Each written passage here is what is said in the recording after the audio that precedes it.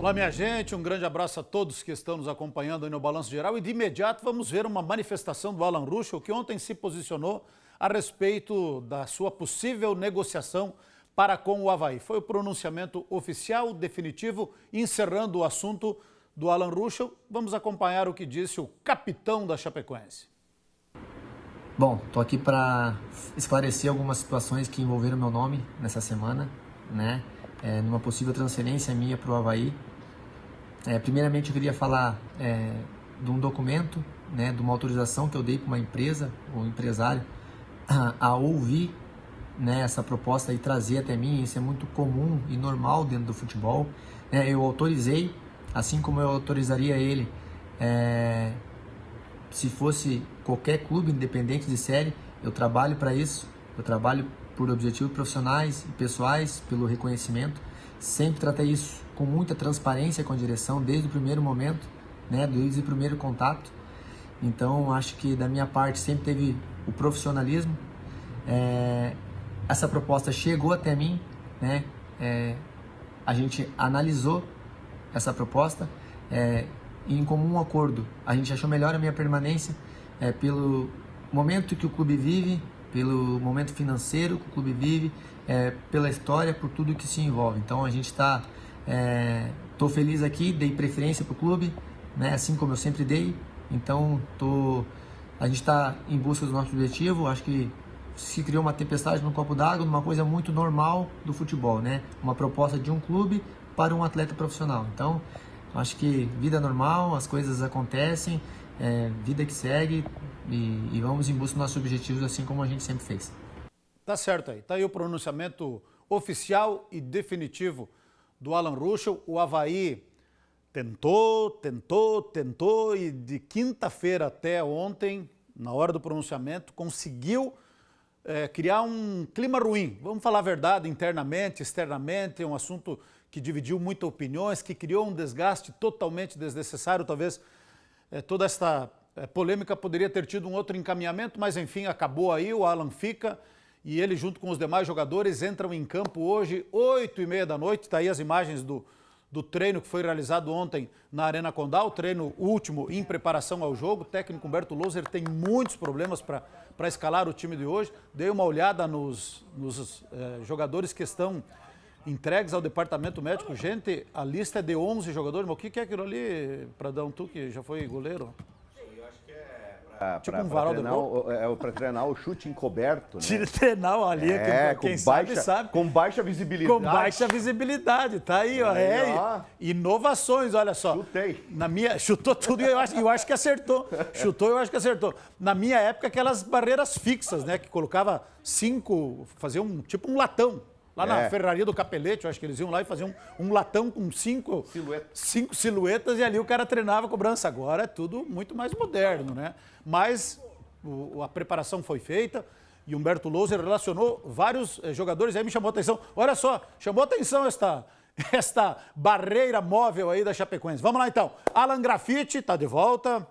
O Alan Ruschel, confirmadíssimo. O Anderson Leite, o Wailon Busanello. Primeira vez que esse menino está sendo relacionado, lateral esquerdo. O Derlan Felipe Santana. É aí que está a primeira novidade. Pela primeira vez relacionado. Esse cara jogou só algumas Champions League, jogou 5 anos só no Borussia Dortmund, jogou um pouquinho no Schalke 04, no Olympiacos.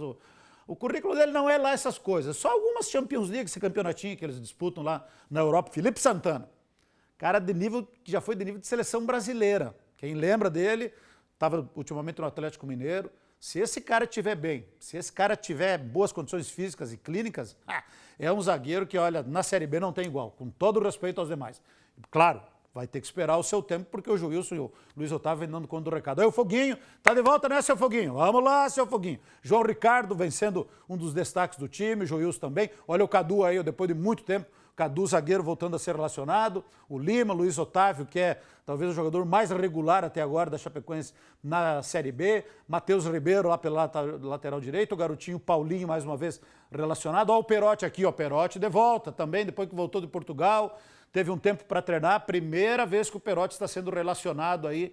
Jogador de área, centroavante, que pode ser de característica, o único jogador parecido com o Anselmo Ramon. Importante a presença do Perotti. O Rafael Santos, que tem entrado em alguns jogos, o Rony, que deve começar como titular, o Roney, o Regis, o Chepo, Vini Locatelli, joga muita bola, ele tem que colocar o seu potencial, porque vai ser bom para ele, vai ser bom para o clube, ele tem um futuro enorme, mas tem que melhorar fisicamente, tem muito mais futebol, seu Vini Locatelli, para jogar do que a gente viu até agora, e a gente acredita muito que o Vini Locatelli vai reencontrar a sua melhor fase. E fechando, o William Oliveira, que também tem sido um dos jogadores mais regulares. Então está aqui, ó, de 23 relacionados, 10 jogadores da base. Isso é um detalhe interessante do Humberto Lousa, dando oportunidade para a gurizada. Então, com todo respeito à Juventude, começou bem a Série B, ganhou seus 2 primeiros jogos, depois as últimas 4 partidas não conseguiu vencer, tem mais uma, acho que pela Copa do Brasil, já são 5 jogos sem vitórias, é o técnico Pintado que está lá, que a gente sabe que é um técnico motivador, é um time que merece respeito, tem jogadores experientes, mas é um time que dá para a Chapecoense superar, com garra, com raça, esticar a corda, como eu sempre digo, nos 2 tempos, não só no primeiro tempo, no primeiro e no segundo. Quem estiver em campo tem que dar todo o gás, depois vai ter boas opções do técnico Humberto Louser para substituir, fazer 5 alterações na necessidade. Então, boa sorte para a Chapecoense, estamos na torcida, esperamos que amanhã aqui a gente possa estar repercutindo uma vitória da Chapecoense que pode levar, quem sabe, a Chapecoense de volta para o G4. O importante é fazer o dever de casa nesse tipo de jogo e a Chapecoense tem essa condição. A rodada começou ontem e adivinhem, o time que mais empata no mundo, o Oeste, lá de Barueri, empatou com o Guarani de Campinas. Vamos ver os demais jogos da rodada de hoje. Hoje, o Botafogo de São Paulo enfrenta o Cuiabá às 5 horas da tarde no Estádio Santa Cruz. O Paraná pega a Ponte Preta às 7h15 da noite no Durval de Brito. Chapecoense e Juventude às 8h30 da noite na Arena Condá. O Náutico enfrenta o Figueirense às 9h30 da noite nos Aflitos.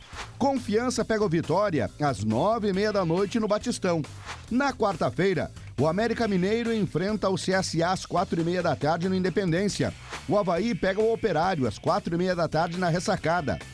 O CRB enfrenta o Sampaio Correia às 7 da noite no Rei Pelé.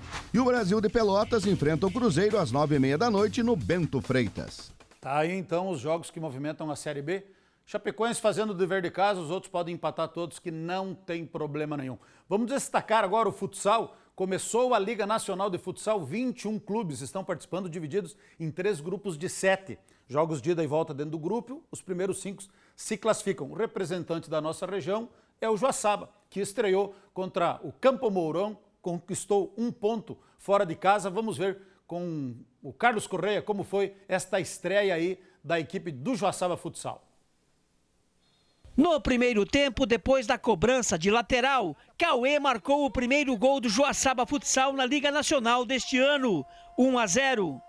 No segundo tempo, aos 5 minutos, Murilo avançou e mandou uma bomba para o gol, 2-0 Joaçaba. O Campo Mourão descontou nesta cobrança de escanteio. Jaelson recebeu na área e marcou, 2-1. O empate do time paranaense veio neste lance, outra vez de Jaelson. Ele escorou o chute e deixou tudo igual no placar, 2-2. O time do Joaçaba ficou à frente do marcador mais uma vez, com este gol do goleiro Pedro, 3-2. Mas no finalzinho, Hernandes se antecipou à marcação e definiu a partida. Final, Campo Mourão 3, Joaçaba Futsal também 3. Tá, e essa